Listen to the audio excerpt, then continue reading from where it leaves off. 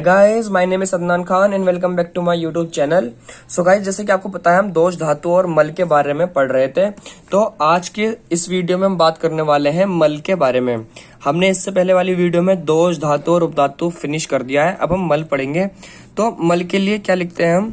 मल के लिए आएगा जो शरीर को गंदा करे, या फिर हम कह सकते हैं मैला करे, वह मल है। जो हमारी बॉडी के, अगर हम मॉडर्न से रिलेट करते हैं, एक्सक्रीटरी वेस्ट, तो वो क्या है? हमारी बॉडी के मल है। एक्सक्रीटरी वेस्ट को ही रिलेशन मल से किया जाता है। जो शरीर को गंदा करे या मैला करे वह मल है। तो इसके लिए एक श्लोक है जो हमें याद करना है। मलिनीकरणान मलः। मलिनीकरणात् मलः। तो हमें श्लोक याद करना है। इसका मतलब क्या है? जो शरीर को मलिन करे, जैसे कि मैंने आपको बताया वही बात लिखी, लेकिन इसका एक एग्जाम्पल से एक्सप्लेन किया गया है। जैसे कि अगर हम बात करते हैं, हमने जैसे कोई खाना खाया, खाने को अगर हम बोलेंगे आयुर्वेद के अनुसार, तो हमने कोई आहार खाया, ठीक है, हमने कोई आहार लिया। तो आहार के दो पार्ट होते हैं। जब आप डाइजेस्ट हो जाता है, पाचन के बाद दो चीज निकलती है, एक तो सार भाग और एक किट भाग। ठीक है, आपको ध्यान रखना है, एक सार भाग और एक किट भाग। सार भाग से तो धातु उपधातु वगैरह का निर्माण हो जाता है। किट भाग जो होता है, ये होता है मल वाला पार्ट, जिसमें से हमें मूत्र, पुरीश बनते हैं। ठीक है, जो स्टूल है और जो यूरिन है उसका फॉर्मेशन होता है वो किट भाग से होता है। किट भाग कौन सा हो गया? मल वाला पोर्शन हो गया। ये चीज आपको ध्यान रखनी है, ठीक है ना। इसका अब हम यहाँ पर यूज करेंगे इस लाइन में। देखो, आहार का पचित अवशेष, जो पाचन होने के बाद उसका अवशेष बचा, जिसको हम बोलते हैं किट भाग। ठीक है, आहार का पाचन के बाद जो उसका अवशेष बचा, जो बाय प्रोडक्ट बना, उसे क्या बोलते हैं हम? किट भाग। और फिर वो किट भाग कहाँ जाता है? जो कि पक्वाशय। अब पक्वाशय क्या होता है? पक्वाशय जहां पे हमारा खाना डाइजेस्ट हो रहा है, इंटेस्टाइन। इंटेस्टाइन से वायु मतलब क्या हो गया? यहाँ पर लिख देता हूं, वायु का मतलब हो गया वात। वात का ही एक सिनोनिम है वायु। ठीक है, अगर कहीं वायु लिखा आएगा तो आप पंच महाभूत वाली वायु मत समझना, यहाँ पर इसका मतलब होता है वात। वायु या फिर वात की सहायता से गुदा से बाहर निकलता है, वह मल है। इसका कहने का मतलब है, जैसे कि हमने कोई आहार खाया, तो आहार का जो बाय प्रोडक्ट बना, यानी कि वेस्ट मटेरियल बना, उसको हमने बोला किट भाग। जो पक्वाशय से, मैंने बताया था जितनी मूवमेंट्स वगैरह होती हैं सब वात के कारण होती हैं, तो वात की सहायता से गुदा से बाहर निकलता है, यानी कि एनल रीजन से बाहर निकलता है, वह मल है। तो ये इस श्लोक का, अगर आपको कई बार ये श्लोक आया है मलिनीकरणात् मलः, इसके बारे में आप लिखिए, तो आप ये लिखेंगे जो शरीर को मलिन करे, और एक एग्जाम्पल के थ्रू आप उसको एक्सप्लेन कर सकते हैं। ठीक है, इसमें कोई डाउट नहीं है ना। अब हम थोड़ा आगे चलते हैं। तो अब हम पढ़ेंगे इसके भेद के बारे में। भेद मतलब कितने प्रकार का ये होता है। तो इसमें पहला आता है, अगर हम बात कर रहे हैं मल के भेद की, तो एक आता है मूत्र, दूसरा पुरीश, और तीसरा स्वेद। मूत्र का मतलब होता है यूरिन, पुरीश का मतलब होता है स्टूल, और स्वेद का मतलब होता है स्वेट यानी पसीना। ठीक है, तो ये तीन टाइप्स के मल बताए गए हैं आयुर्वेद के अनुसार, आपको ये ध्यान रखने हैं। अब एक बहुत ही ज्यादा इंपॉर्टेंट श्लोक जो हमें इसमें ध्यान रखना है वो है दोष धातु मल मूलम ही शरीरम।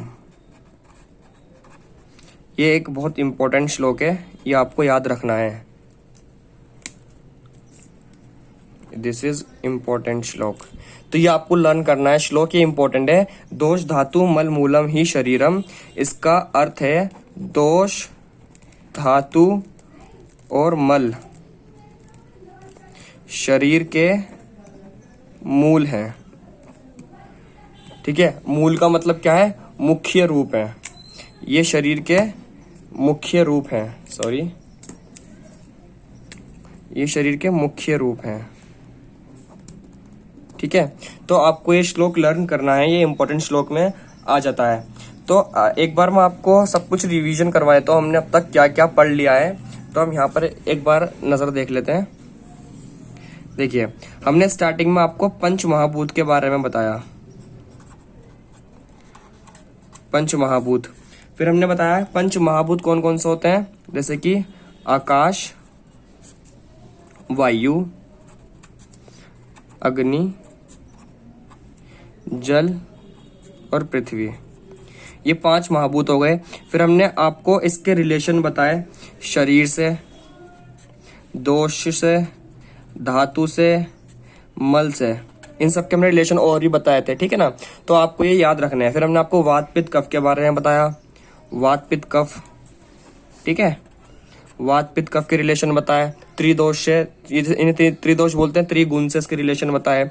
फिर हमने आपको बताया शरीर और शारीर के बारे में। ठीक है, शरीर क्या होती है, जो हमने आपको बताया था गर्भ की स्थापना के बाद, शुक्र षोडश के बाद जो स्ट्रक्चर बनता है उसको शरीर बोलते हैं।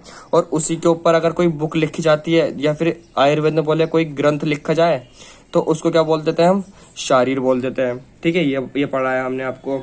तो अब क्या हो रहा है, ये सारी बेसिक नॉलेज है। फिर उसके बाद हमने आपको पढ़ाया दोष धातु मल के बारे में, दोष धातु मल के बारे में। तो ये सब क्या है? ये सब आयुर्वेद के रिलेशन में सब बेसिक बातें हैं। अगर आपको ये सब समझ में आ जाती हैं, बिल्कुल बेसिक बातें हैं, ये समझ में आ जाती है, तो आपको आयुर्वेद पढ़ने में कुछ भी प्रॉब्लम नहीं होने वाली। तो आज हम सारी बेसिक बातें खत्म कर देंगे। इसके बाद जो नेक्स्ट वीडियो हम लाएंगे वो प्रकृति के ऊपर लाएंगे, क्रिया शरीर में, तो वो बेसिक नहीं होगी। लेकिन ये सारी बेसिक बातें हैं, ये आपको आगे पूरे आयुर्वेद में देखने के लिए मिलेंगी, यही सब बातें।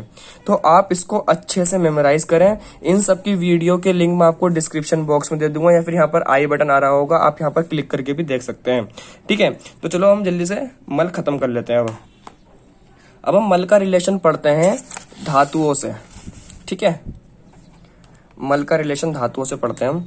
तो यहाँ पर मैं दोबारा से साथ के साथ धातु लिखता हूँ। सॉरी, ये पेन खराब है।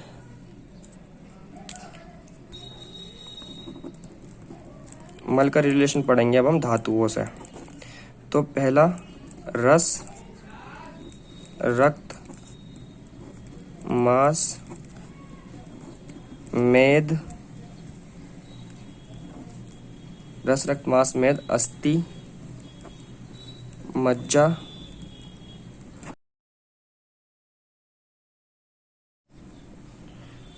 रस, रक्त, मांस, मेद, अस्थि, मज्जा, शुक्र, ये हमारी 7 धातुएं हो गई।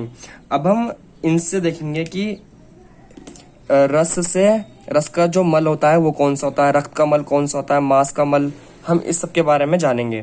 ठीक है, तो रस का मल बताया गया है कफ।